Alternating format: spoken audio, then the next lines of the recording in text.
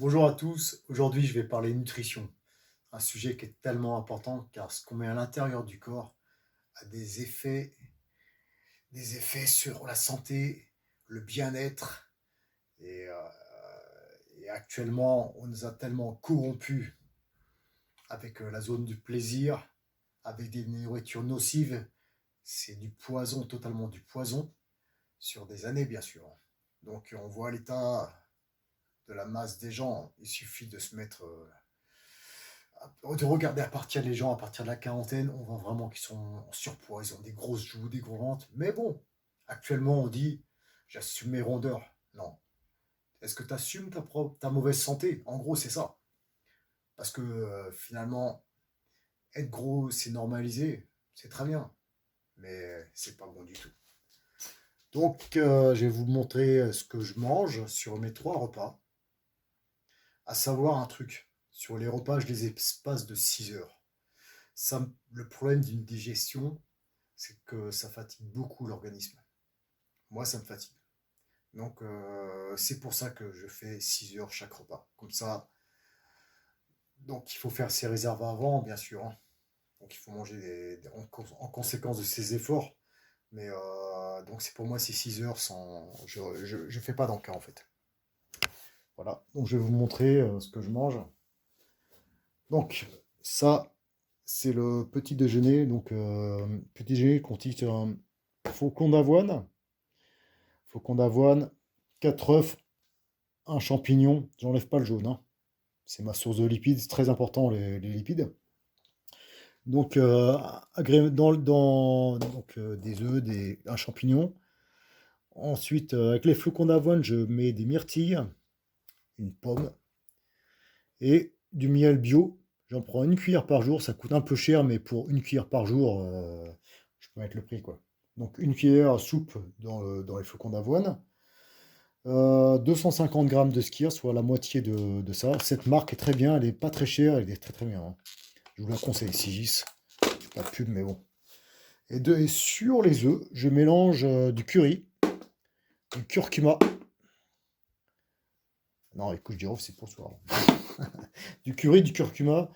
Ça, c'est des protecteurs du corps anti-inflammatoires, c'est excellent. Un peu de sel et du tabasco, ça c'est vraiment pour le goût, ça c'est personnel. Et du café bio encore. Pourquoi bio? Parce que j'en prends un par jour. J'en prends 10 par jour. Je prendrai un autre café moins cher. Mais un par jour, ça va. Donc ça, c'est le petit déjeuner. Donc il y a pas mal de protéines, hein. Voilà, je reviendrai sur les protéines. Donc, ah oui, ça, le flocon d'avoine et tout ça, je mélange avec de l'eau glacée, quoi. Pas besoin de mettre du lait je sais pas, des trucs. J'ai assez de protéines comme ça, ou du lait d'amande, ça sert à rien. Ça, c'est une invention de lait d'amande. C'est vraiment pourri, en fait. Donc, ça, c'est le petit déjeuner. Donc, 6 heures après, en moyenne, je passe à mon déjeuner. Mon déjeuner, donc, genre, c'est au boulot, je mange très peu. Je mange une boîte de saumon, elle est très peu grasse, il y a 1,5 g de lipides. Une boîte de flageolets ou haricots rouges, ce que j'ai sous la main, quoi. Un avocat, ça a environ 30 grammes de lipides. Voilà. Il faut savoir les lipides, parce que comme ça, je suis tranquille. Une banane, bon, tomates cerises, oignons, et ça, c'est mon seul repas du midi. C'est pas trop, mais je préfère comme ça, parce que la digestion, comme je vous ai dit, ça fatigue le corps, et j'ai besoin d'être créatif. Donc, je préfère manger beaucoup le matin, peu le midi, et pas mal le soir. Voilà. Ah oui, le soir, faut pas manger, hein. Une idée reçue. Ah ouais, le problème des idées reçues, c'est que finalement, elles se basent sur rien, aucune connaissance, et c'est ancré dans la tête des gens. Moi, ça me fatigue, mais bon, on a beau expliquer, oui, on peut manger le soir. Si avant on a moins mangé, on peut manger plus ce soir, quoi. Il n'y a pas de souci. Donc le soir, moi, justement, mon repas est du riz comme base de glucides, divers légumes, du gingembre, encore un protecteur, encore des champignons de Paris. Aujourd'hui, c'était caché il y a 10%, donc ce qui fait qu'il me reste. Ça dépend En fait, pour la viande, pour les lipides, je regarde si c'est à 10%, bah, je rajouterai pas de graisse ça termine mon quota de graisse de lipides pour la journée. Donc, si c'est une viande blanche avec zéro lipide, bah, je rajouterai une cuillère et demie savoir qu'une cuillère fait 10 grammes de lipides. Donc, je rajouterai une cuillère à soupe d'huile d'olive, quoi. Donc, voilà. Et ah oui, ça, c'est du thé vert. Donc, c'est encore du thé vert bio, du Japon, excellent. Très très bonne qualité, antioxydant, c'est génial. Donc, ça, c'est mon deuxième stimulant, à savoir que les stimulants comme le café, c'est bon pour la santé, il n'y a pas de souci, mais il ne faut pas en abuser pour avoir l'effet, tout simplement. Et à un moment, ça devient mauvais pour la santé, hein, si on en abuse. Donc, il faut se discipliner. Si on est fatigué, c'est tout simplement de notre faute. On s'est pas discipliné, on s'est couché trop tard, on est resté sur l'ordinateur, je sais pas, les jeux, les films, peu importe, et demain on se lève tôt. Donc en conséquence, certains, ils prennent des cafés jusqu'à 19h, et ça leur fait plus d'effet. À quoi ça sert? Ils sont toujours aussi fatigués et ça n'a strictement aucun sens.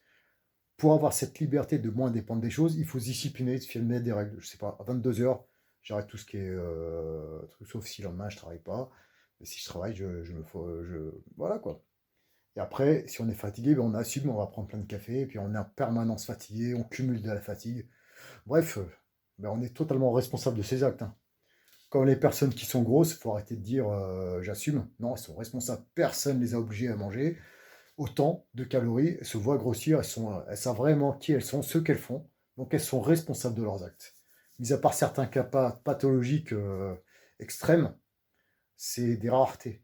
La plupart des gens sont totalement responsables de leur grosse bedaine ou de leur grosse fesse pour les femmes. Voilà. Donc sur ce... Ah mais quoi? Il y a quoi là? Du coca... C'est quoi ce détergent là? Du Coca-Cola. Moi... Bah non, je vais vous montrer la fonction du Coca-Cola en fait. Voilà. Ça c'est important. Coca-Cola, il n'y a pas de souci. On peut l'utiliser. C'est vrai, on peut l'utiliser. Mais différemment. En fait, hop, je suis pris une marque de merde, hein. De toute façon, le Coca-Cola, c'est pareil, c'est de la même merde. En fait, le Coca-Cola, je vais vous montrer. Pour déboucher comment ça s'appelle, un lavabo, c'est génial. Voilà, le Coca-Cola, moi, je l'utilise. Voilà, je vais nettoyer du métal. En gros, voilà quoi. Regardez comment ça mousse, c'est imagé dans un corps humain là. Ah, voilà. Voilà l'utilité du coca. C'est pas pour autre chose, c'est pas pour mettre dans un corps, quoi. Faut arrêter les conneries. Après, la bouteille, je sais pas, on peut s'en faire, bah, la mettre à la poubelle, quoi. Bon, sur ce, moi, je vous conseille de faire ça. Ou de le mettre à l'intérieur de votre corps, quoi. C'est plutôt logique. Donc, en ce qui concerne la répartition des macronutriments, donc les macronutriments, pour ceux qui ne savent pas, c'est les protéines, lipides, glucides. Voilà. Donc, les deux qui sont indispensables, les plus indispensables, c'est les protéines et les lipides. Voilà. Si on ne peut pas les fabriquer, on ne peut pas fabriquer des protéines et des lipides. Il faut en apporter de l'extérieur. Donc, la nutrition. Les glucides, l'énergie, c'est l'énergie préférentielle du corps et du cerveau. On peut transformer ce qu'on a dans le corps, c'est-à-dire soit les muscles ou les graisses, si on ne mange pas assez. C'est vrai, mais c'est pas top, parce que ça le met dans un état de stress. Voilà, c'est pas bon pour prendre du muscle, c'est pas très bon. Donc, les glucides, comment je répartis? C'est simple, je vais vous dire simplement. On multiplie le poids de corps, donc le poids de corps, pour les protéines, fois 1,6, maximum jusqu'à, je dirais pour moi, jusqu'à 2. Je parle en grammes, hein. 1,6 grammes fois le poids de corps, vous aurez votre total de protéines sur la journée. Vous pouvez dispatcher ces protéines sur 1, 10, 50 repas dans la journée. Non, je rigole, mais voilà. Peu importe là où vous mettez vos protéines. Voilà. Je pense que c'est clair. Pour les lipides, les graisses, c'est simple, c'est multiplier le poids de corps fois 1. Voilà, tout simplement. Moi, je fais 63 kilos. 63 grammes de lipides environ, on n'est pas à 2 grammes près non plus, environ. C'est très important les lipides parce que sans graisse, déjà c'est une catastrophe au niveau santé. Et tout simplement pour faire du muscle, il y a besoin de certaines sources de lipides. Et pour fixer certaines vitamines, même si on prend les vitamines, elles sont liposolubles, c'est-à-dire que lipo c'est lipide. Donc on a besoin de cette source de lipides. C'est vital. Jamais il faut enlever les lipides, ainsi que les protéines. Voilà. Les glucides, moi, je ne calcule pas. Donc, je fais suivant mon feeling. Il y a des calculs possibles. Je ne les connais pas, mais j'ai jamais calculé les glucides. Pourquoi? Parce qu'il y a des jours où je m'entraîne 2 ou 3 fois dans la journée. Et très intensif. Il y a des jours où je suis fatigué, donc l'entraînement sera moins intensif. Il y a aussi un jour de repos aussi. Je ne m'entraîne pas. Voilà, c'est l'énergie préférentielle du corps dont j'écoute ce que ressent mon corps. Voilà. J'ai pas envie de lui faire de mal. Je l'aime mon corps. Voilà, je vis, je vis dedans quoi. En gros, faire des régimes extrêmes, ça n'a pas de sens. Ça n'a pas de sens. Sauf si on était en survie, là il n'y a pas le choix. Mais là on a le choix. Donc ça n'a aucun sens de se mettre la misère dans les régimes. Les conséquences, c'est que le corps, il va s'adapter, et dans le mauvais. Le mauvais, par exemple, pour les muscles, il va prendre dans le muscle. En gros c'est aussi simple. Donc, pour les glucides, au niveau de la sensation, ce qui a marché pour moi, je vous donne ma méthode sans calcul. Chaque repas, je termine avec une légère sensation de faim. Je dis légère, pas une grande. Voilà. Chaque repas. Et donc, cette légère sensation de faim va comment dire, pour moi, sans calcul, je suis sûr que je suis en déficit calorique. Parce que mon corps réclame un peu plus d'énergie que je lui donne pas. Voilà. Donc, finalement, pour perdre du poids, ah oui, ce sujet c'est important. Beaucoup veulent ce qu'on dit sécher, c'est pas sécher. Hein. Perdre de la masse grasse, il n'y a pas de méthode, il n'y a pas d'entraînement qui. Ah oui, il n'y a pas d'entraînement qui fait perdre du poids, ça n'existe pas. C'est que le déficit calorique. Faut dépenser plus de calories que j'en dépense. Mais attention, il ne faut pas brutaliser le corps. Sinon, il vous le fait payer de toute façon. Et en plus, quand on est fatigué, on brûle moins de calories parce qu'on a moins d'énergie, donc c'est stupide de brutaliser son corps. Il faut avoir suffisamment d'énergie à brûler, tout simplement, pour pouvoir perdre du poids. Donc c'est une espèce d'équilibre, tout simplement. Donc voilà pour ça. Donc il y a aussi un truc que j'ai banni définitivement, sauf cas exceptionnel avec mes parents. Voilà. Pour des événements exceptionnels, genre Noël. Mais attention, je vais vous expliquer. J'ai banni définitivement les aliments inutiles. Qu'est-ce qu'on appelle les aliments inutiles? Qu'est-ce que j'appelle des aliments inutiles? C'est les aliments qui ont été créés pour le plaisir. Le plaisir, mais rapide. Comme bien sûr McDonald's, les glaces, les gâteaux, le vin. Il y a une liste tellement immense. Elle a été créée dans un seul but de faire du business. Voilà. La restauration, tout ça. En fait, dès qu'un aliment n'apporte pas de protection, de vitamines, de minéraux, et qu'elle n'a pas de sens pour le corps, je l'élimine. Ça n'existe plus dans mon cerveau. On peut me mettre un croissant devant moi, je peux essayer à le regarder. Je le mangerai que en cas de survie s'il n'y a rien d'autre à manger. Voilà, en gros c'est ça. Donc c'est des aliments, j'appelle ça des aliments loisirs. Ils sont totalement inutiles et nocifs totalement pour si on en mange sur des années et des années. Je crois que vous n'avez rien appris, vous savez aussi bien. Donc le problème de cette alimentation, c'est qu'elle crée une addiction parce que c'est gras, sucré, et elle est mauvaise parce qu'elle amène vers d'autres aliments aussi qui sont mauvais. Voilà. Donc c'est des aliments que j'ai définitivement éliminés. Mais il ne faut pas éliminer le plaisir. Voilà, le plaisir, je l'ai ailleurs. Dans les légumes que je mélange, les épices, j'ai beaucoup de plaisir dans ce que je mange. Mais je sais que ça va me protéger et me mettre en bonne santé. Voilà, tout simplement. Il y a pas d'autre explication. Donc l'exception, ce sera avec, cas exceptionnel, avec mes parents, un repas de Noël. Et encore, je ne vais pas aller trop loin. C'est ce que je puisse plus respirer tellement j'ai mangé, je me sens pas bien, quoi. C'est insupportable ça. Donc voilà, donc les plats comme les raclettes, les choses comme ça a été, pour moi, c'est une corruption du cerveau. On nous a complètement corrompus et ça va sur les parties faibles, notre faiblesse. Voilà. On se laisse aller vers des mauvaises choses qui sont nocives en toute conscience. C'est comme la cigarette, hein. J'en entends plein et ils disent j'arrête quand je veux, je les vois jamais s'arrêter. C'est pareil pour la nourriture. Donc voilà. Et le problème de ce type de nourriture, c'est qu'un petit volume apporte énormément de calories par rapport à ce petit volume. Donc c'est problématique. Voilà. Et il y a une autre chose aussi, il y a des diètes qui s'appellent la diète dite flexible. Qu'est-ce que c'est une diète dite flexible? Imaginez sur la journée, vous avez besoin de, je sais pas, tant de calories. Vous mangez 80% nickel, légumes, que des choses bien pour le corps, qui protègent le corps. Et 20% restante, ça sera de la nourriture loisir, comme je l'ai expliqué.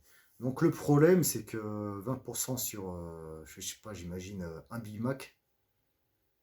Voilà, en gros, ce que je veux dire, c'est que 20%, ça pourrait prendre un simple hamburger. Et c'est fini, tu n'as le droit à plus rien. Donc, tu manges ton hamburger et tu es frustré. Tu as envie de manger les frites, tu as envie de mettre la sauce de merde dedans, tu as envie de mettre de la mayonnaise encore, du gras avec du gras. Voilà quoi.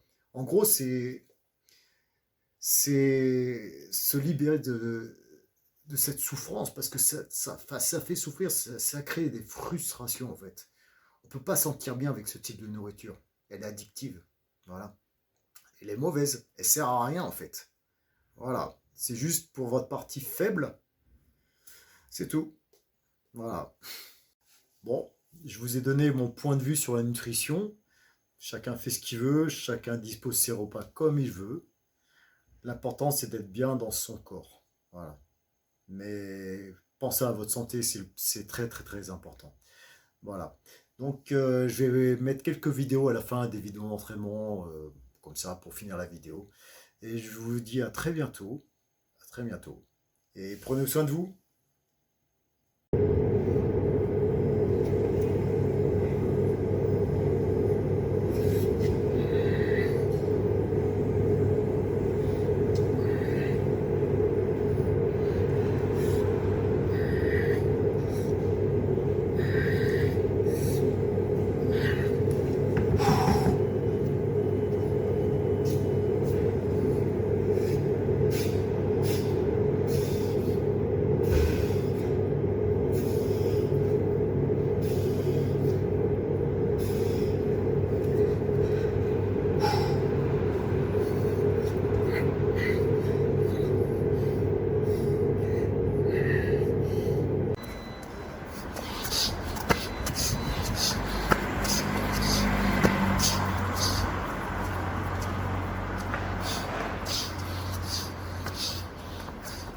Allez,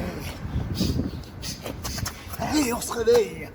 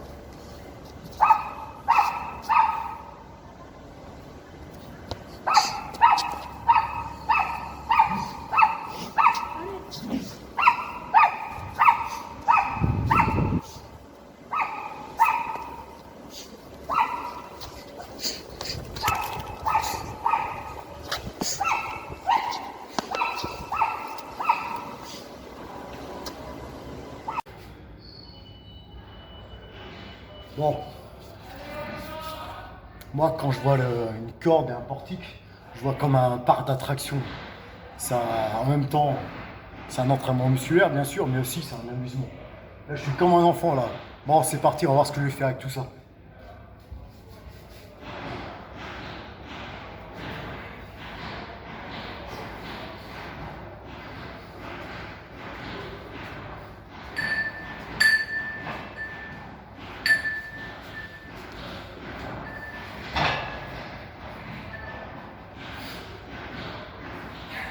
Un peu de musculu.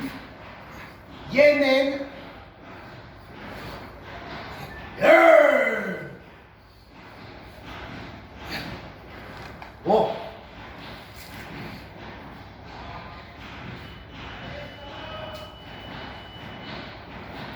Oh, putain. Oh, putain, j'ai fait une casquée, là. Ah, ça a été chaud pour moi, quoi.